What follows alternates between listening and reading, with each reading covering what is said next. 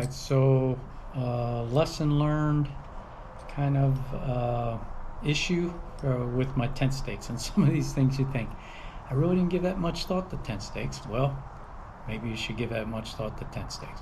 So I follow a lot of people on YouTube, especially like equipment shakedowns and things like that. And somebody I follow, and cannot remember who it is, but they and they made it sound like, hey, the Hyperlite tent stakes, the 8-inch tent stakes, no brainer, best one out there. I don't leave home without it, that kind of thing. So I wrote that down. Sounds like a good recommendation to me. So that's what I did. Now, I set up my tent out here in Florida half a dozen times-ish. No problem. Put the stake in, and then with my foot, I don't jump up and down on it. I just pushed it in because the ground was soft. When I did my shakeout hike, I did the same thing. So I use these 8-inch ones for the 4 corners, and then the 2 right by where you can unzip the tent there, that piece to keep it taut. Yeah, so same thing, just put it in the ground, and kind of pushed it down with my hand a little bit.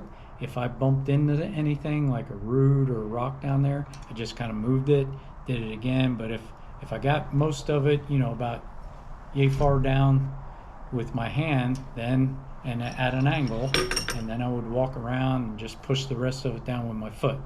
Never did I use a rock to beat on these things or anything like that. And boom, right there. My first night setting up out on the Art Loeb Trail, and I got this bad boy right here. And just in case you didn't know, that is what it's supposed to look like, and that is not. And that bad boy just bent as I was pushing down with my toe. I was like, gotta be kidding me. I made it work on like I said, there where the zipper is that you unzip. I put it in there, but I kind of really like this 8-inch stake. I have the MSR, the little mini groundhog stakes as well. Can't use these, I don't think, on the corners. So I use these minis for, in between the 2 corners where you have a spot. I put them in there, and on the other side of the zipper, the part that pulls off. So really like these. These seem to work well. Man, this I tell you what, man, the reflective pieces, you can't underestimate that piece, because I'm pulling my tent up. It's not even light yet, so I have my headlamp on, and man, these just jump out at you, so you don't miss it. And I don't have it here, but somebody left one of these up on the mountain because I found one that was orange, and ended up giving it the torque, saying, hey, you need a tent stake, because somebody forgot theirs.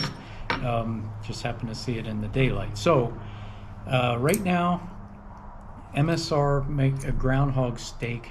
They come in a 7.5 inch, and they're about ½ ounce. These are 4/10 of an ounce, so or 1/4 of an ounce.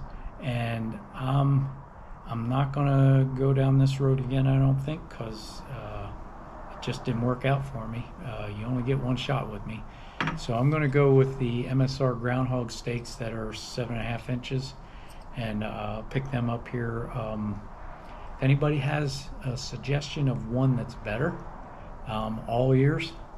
But I really, I like that 8 inches, and man, this stake worked really well. It just was really disappointing when I was pushing it down and it just bent like that. So hey, Hyperlite, a little help here.